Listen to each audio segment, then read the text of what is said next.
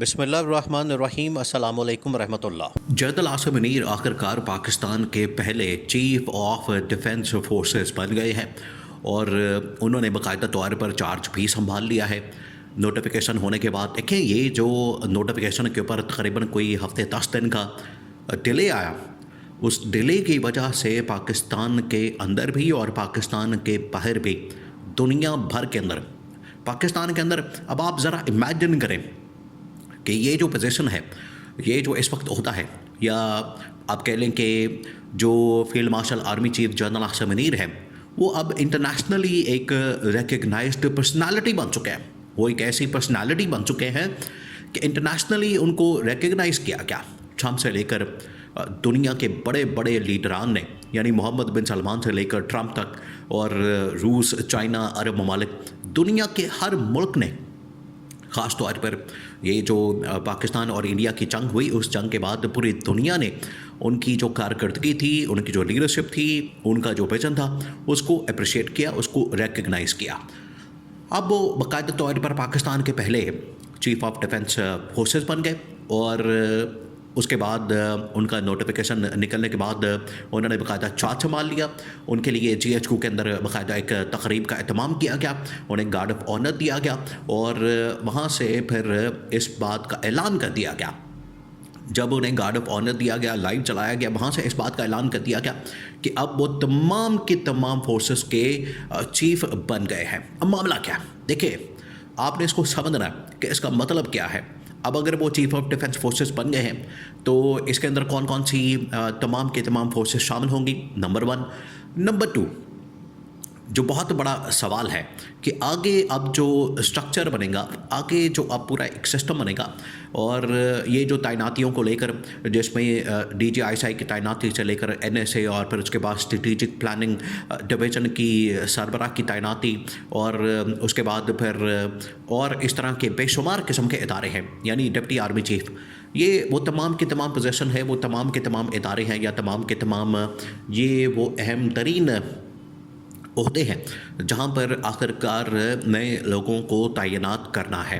اب یہ تمام کی تمام پوزیشن وقت کے ساتھ ساتھ سامنے آئیں گی، یہ تمام کی تمام چیزیں وقت کے ساتھ ساتھ نظر آئیں گی۔ اب یہ وہ اہم ترین اپوائنٹمنٹس ہیں، یہ وہ اہم ترین تعیناتیاں ہیں جو کہ آنے والے دنوں میں ہوں گی۔ اب جو ان کو عہدہ ملا ہے، اس کا مطلب کیا ہے؟ پہلے تو آپ اس بات کو سمجھیں کہ پاکستان کے اندر یہ جو عہدہ کریٹ کیا گیا ہے، اس کا مطلب کیا ہے، اس کا معنی کیا ہے، اور اس کا امپیکٹ کیا آئے گا۔ دیکھیں، ایک بات تو طے ہے کہ پاکستان نے جو انڈیا کے خلاف جنگ جیتی ہے، یہ بہت بڑی جنگ، یہ مارکا ہے، بنیان المرصوص کے نام سے ایک آپریشن کیا گیا انڈیا کے خلاف۔ جب انڈیا نے پاکستان کے اوپر چڑھائی کی، انڈیا نے پاکستان کے اوپر حملہ کیا، تو پھر پاکستان نے جب جوابی حملہ کیا، پھر انڈیا بھاگ گیا، انڈیا کو پھر شکست کا سامنا کرنا پڑا۔ انڈیا پھر ترلے کرتا رہا، منتیں کرتا رہا، اس نے کبھی امریکہ سے، کبھی برطانیہ سے، کبھی کینیڈا سے، کبھی کسی ملک سے، کبھی کسی ملک سے اس نے پھر منتیں کی کہ پاکستان کے اوپر پریشر ڈالا جائے۔ ایون کہ عرب ممالک کے ساتھ بھی اس نے منتیں کر کے پاکستان کے اوپر پریشر ڈالنے کی کوشش کی کہ پاکستان انڈیا پر حملے بند کر دے۔ اب اس پوری کارروائی کو لیڈ کون کر رہا تھا؟ آپ اس بات کو سمجھیں۔ اس پوری کارروائی کو جو لیڈ کرنے والی شخصیت تھی، وہ تھی field marshal army chief general Asim Munir. یہ جنرل عاصم منیر پوری کی پوری کارروائی کو لیڈ کر رہے تھے۔ پوری کی پوری جو اس وقت آپریشن تھا، بنیان المرصوص، انہوں نے اس آپریشن کو نام دیا، اور اس پورے کے پورے آپریشن کو جو لیڈ کرنے والے تھے وہ جنرل عاصم تھے۔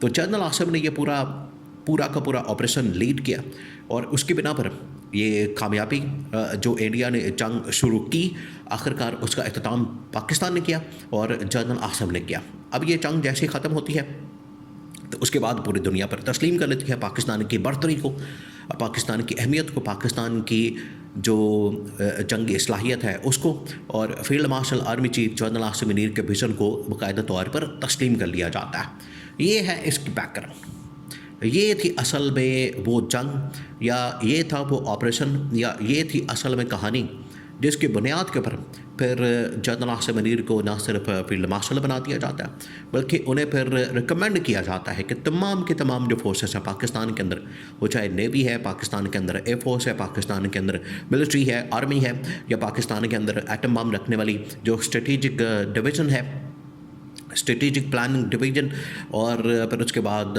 ISI ہے یا باقی انٹیلیجنس کے ادارے ہیں، تمام کے تمام اب کس کے اندر آ جائیں گے؟ وہ اندر آ جائیں گے جنرل عاصم کے. یہ پھر اس کے بعد ایک ریکمنڈیشن نکالی گئی، اور ریکمنڈیشن اس بنیاد کے اوپر نکالی گئی کہ اب دنیا کے اندر حالات بالکل بدل چکے ہیں، بالکل بدل چکے ہیں. اس میں کوئی شک والی بات نہیں ہے، کوئی دو رائے نہیں ہے کہ اب دنیا کے اندر جو جنگوں کی ڈائنامکس ہے، دنیا کے اندر جو جنگوں کی ڈائمنشن ہے، دنیا کے اندر اب جو جنگوں کی جو اسٹریٹجی ہے، حکمت عملی ہے، اور مختلف محاذوں کے اوپر کس طریقے سے جنگ لڑنی ہے، وہ ساری کی ساری بدل چکی ہے. اس کے اندر تبدیلی آ چکی ہے، ٹاپ ٹو باٹم مختلف اس کے اندر پہلو آ چکے ہیں، اسپیکٹ آ چکے ہیں، جوتے آ چکے ہیں. اس کے اندر اب سائبر وارفیئر سے لے کر سیٹلائٹ، اور سیٹلائٹ سے لے کر بے شمار اس طرح کی ڈرون ٹیکنالوجی، پھر اس کے بعد ایئر ٹو ایئر اسٹرائکس، پھر اس کے بعد جنگی طیارے، لڑاکا طیارے، اور یہ تمام چیزیں. اس کی وجہ سے تمام کے تمام فورسز کو اکٹھا کرنا ایک پلیٹ فارم کے اوپر نمبر 1، اور وہاں سے ایک ان کی کوآرڈینیشن بنانا نمبر 2. نمبر 3 یہ کہ وہاں تمام کے تمام جو سربراہان ہیں وہ بیٹھیں اور ایک لیڈرشپ کے تحت، ایک انڈر ون لیڈرشپ وہ پھر سارا کام کریں. یہ تھا اس کے پیچھے مقصد، جس کی وجہ سے جنرل عاصم منیر کو، کیونکہ جنرل عاصم منیر نے دکھا دیا، انہوں نے پرفارمنس دے دی، انہوں نے اپنا لوہا منوا لیا، تو اس کی بنیاد کے اوپر انہیں پھر یہ والا عہدہ کریٹ کر کے یہ والا عہدہ دیا گیا، آفر کیا گیا، اور اس کے بعد یہ تعیناتی کی گئی، جو کہ اب 5 سال کے لیے تعیناتی ہو گئی ہے. یہ 5 سال کے لیے تعیناتی ہوئی ہے، تو 5 سال کے لیے اب ان کے سامنے بہت بڑے بڑے ٹاسک ہیں. دیکھیں 5 سالوں کے اندر جنگ زیادہ سے زیادہ 1 مرتبہ ہو جائے گی، 2 مرتبہ ہو جائے گی.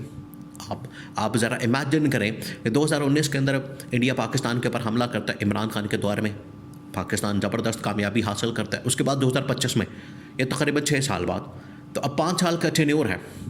تو 5 سال میں ایک جنگ ہو جائے گی یا 2 ہو جائے گی، تو پوری کی پوری اب سسٹم بنا کے اس کو اب آپ نے امپلیمنٹ کر دینا، اس کو آپ نے آٹو پہ لگا دینا. لیکن باقی جو ملکی معاملات، ملکی حالات، ان کو بھی تو بہتری کی طرف لے کر جانا ہے، کیونکہ اس کے اندر یہ تمام چیزیں شامل ہیں. یہاں پر آپ نے پاکستان کا ڈیفنس مضبوط کرنا ہے، وہاں پر پاکستان کی آپ نے جو اکانومی اس کو مضبوط کرنا ہے، پولیٹیکل سچویشن کو بہتر کرنا ہے، ڈپلومیٹک لیول پر پاکستان کو آئسولیشن سے نکال کے اور ایک ملکوں کی صف میں کھڑا کرنا ہے، اور پاکستان کے اندر سرمایہ کاری لانی ہے.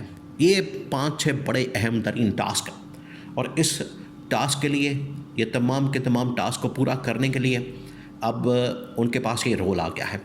اب یہ تمام چیزیں آگے وہ اپنے سر پر لے چکے ہیں، اور تمام چیزیں وہ اپنے ذمے لے چکے ہیں. اب یہ تمام کی تمام چیزیں وہ آگے کریں گے، جس کی وجہ سے آگے آپ کو بہت بڑی بڑی تبدیلیاں نظر آئیں گی، بہت بڑی بڑی تبدیلیاں. یہ ایک شروعات ہے، یہ ایک آغاز ہے اس 5 سالہ دور کا، جس کا باقاعدہ آغاز نوٹیفیکیشن نکالنے کے بعد 5 دسمبر کو کیا گیا. اب معاملات بالکل آگے اسی طرح سے چلیں گے. اب control field marshal general Asim Munir کے ہاتھ میں آ چکا ہے. اب وہ پاکستان کو آگے اسی طرح سے لیڈ کریں گے جس طرح سے انہوں نے جنگ میں لیڈ کرتے ہوئے پاکستان کو جتوایا تھا.